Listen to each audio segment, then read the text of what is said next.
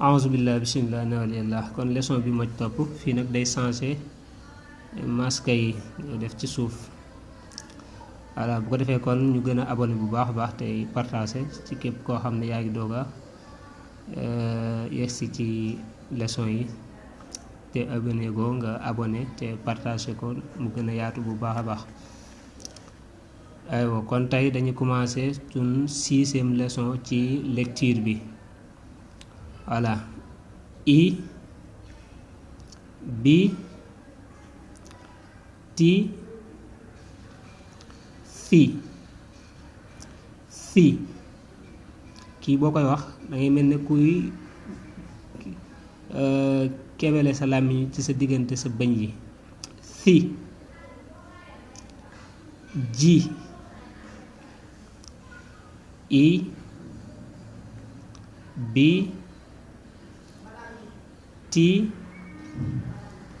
fi ji xi xi di zi ri allahu akbar asubillah noo duggee taxoon mu dagg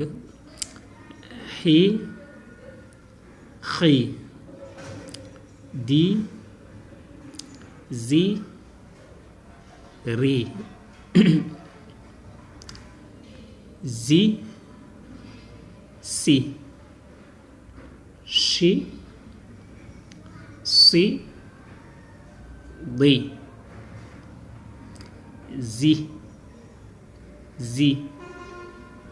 si si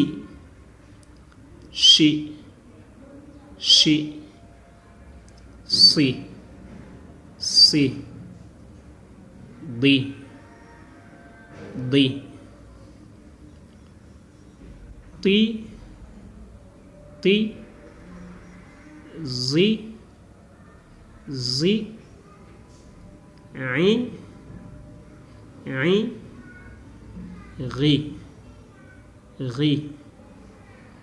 fi ti zi i ri fi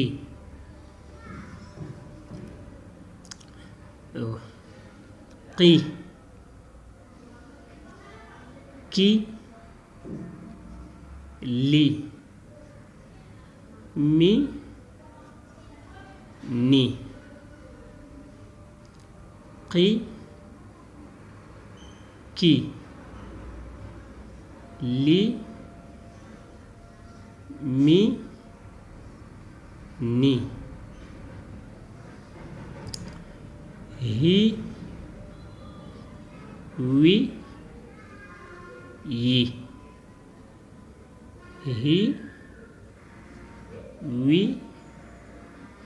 yi I bi ti fi ji xi xi di zi ri zi si shi si di ti zi i ri fi qi ki li mi ni hi wi yi. ok kon leçon bu foofu la yam voilà léegi prochaine leçon bi incha allah mu commencé nag di ko taqale comme ni mu ko defal voilà kon ñu gën di wéy di abonné bu baax a baax te di ko partager voilà. day aimé bu baax kon ba suba incha allah ci beneen leçon bi.